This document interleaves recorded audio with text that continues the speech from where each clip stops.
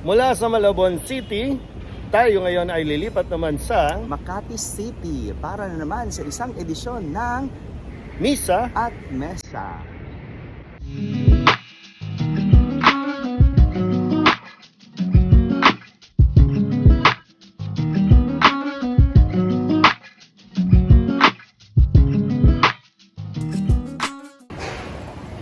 Welcome to National Shrine of Our Lady of Guadalupe para sa ating Misa. at Mesa. Ngayon po ay December 12, kapistahan ng Mahal na Birhen ng Guadalupe. Kaya naman, a-attend tayo ng misa mamayang alas 6 at pakikinggan natin ang magiging reflection o homily ng magdiriwang na pare. Samahan niyo po kami. Tara po.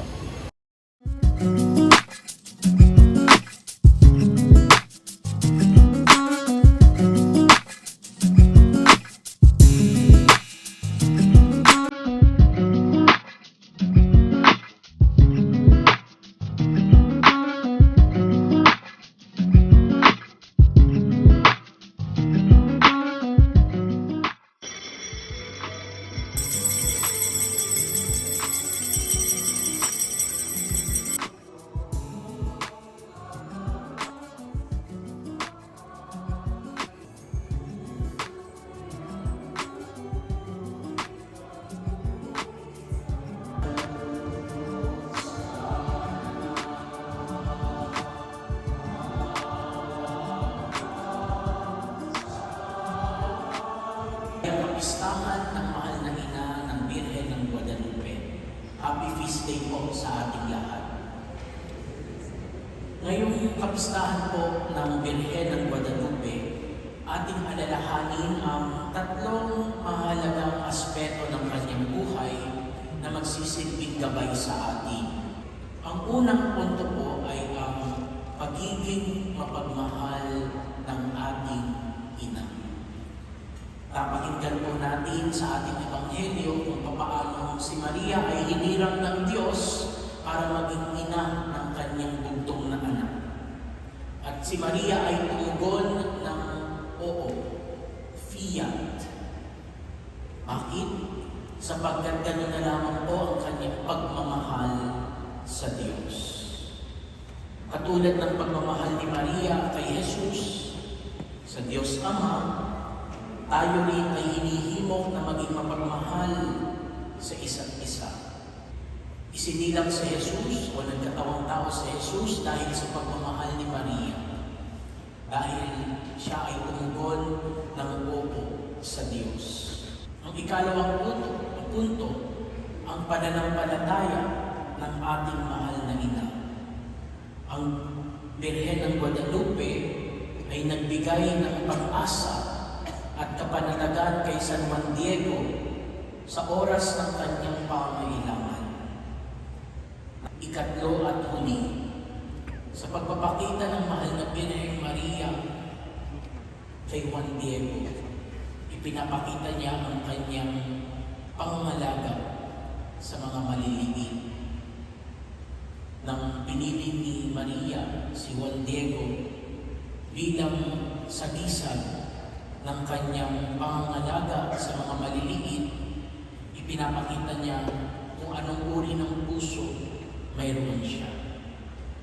Hindi niya ninais na magpakita sa isang taong makapangyarihan.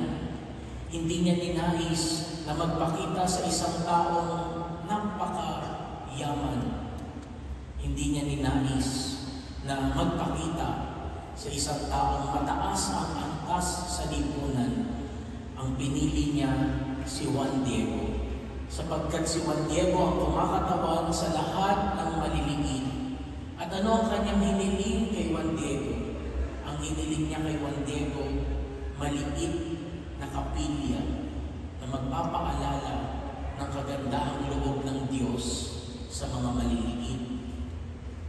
Kaya yun po yung ikatlong punto na dapat nating tularan sa ating mahal na ina, ang malasakit sa mga maliliit.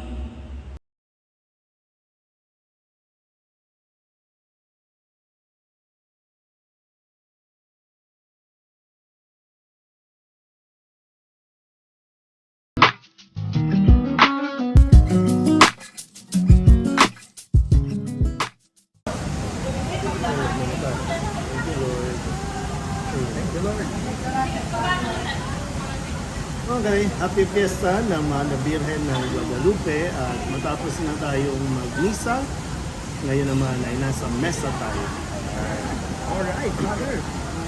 Pag-usapan muna natin ang mahal na Birhen ng Guadalupe na nagpakita kay Juan Diego. Ito ay 15 something, 15 yung year na to na nangyari ito sa lugar kung saan nandun si San Juan Diego sa Mexico.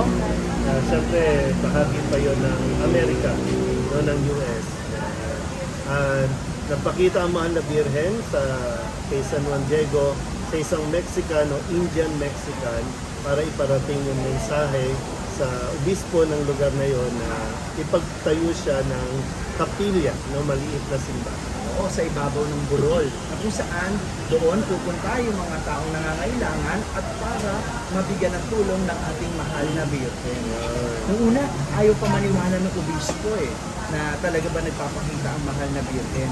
Kasi mahirap talaga maniwala dun sa isang ordinaryong tao tapos Indian pa. Yes. Talamak yung kumbaga discrimination nun, yung racist na tinatawag.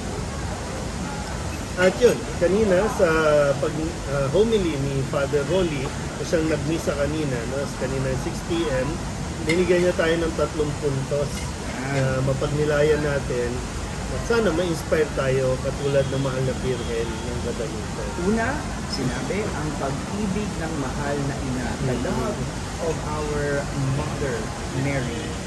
Kaya nga yung iba yung imahe ng Mahal na Birhen ng Guadalupe ay isang babae na buntis, no? Malaki yung tiyan. Kasi isa yung sa sinasabi nila, kapag buntis daw yung babae, yung may ribbon, kaya yun yung isang palatandaan na sinasabing buntis ang Mahal na Birhen. Kaya naman, ang pagiging isang ina ay isang bukasyon ng isang babae na kung saan nagbibigay ng matinding pag-ibig sa kanyang anak. Ang hirap maging ina. Ang hirap i-discuss yun dahil una, hindi tayo ina at iba pag sinabing pag-ibig ng ina. Iba rin naman sa ama. Pero yung ina na nagdala sa sinapupunan niya, iba. Yun nga, sama-sama, yung merong ano ba tawag doon? Yung may mga lukso ng dugo, na talagang tanging ina lang ang nakakaramdam. Pero siyempre, sana matuto tayong, sabi nga kanina, no? Matuto tayong magmahal. Kung paanong minamahal tayo ng Mahal na Birhen. Okay, yun yung unang punto na binigay, yung pagmamahal ng isang ina. Pangalawa, yung pananampalataya ng Mahal na Birhen. Yan, yung pananampalataya na kailangan natin tularan si Maria na tumugon siya doon sa imbitasyon ng Diyos, yung plano ng Diyos. Yung fiat, yung kanyang Yung yes, fiat. pag oo, yun yung kaninang gospel. Yung nagpakita ang Anghel Gabriel kay Maria kung saan ibinigay sa kanya ang plano ng Diyos, binalita sa kanya.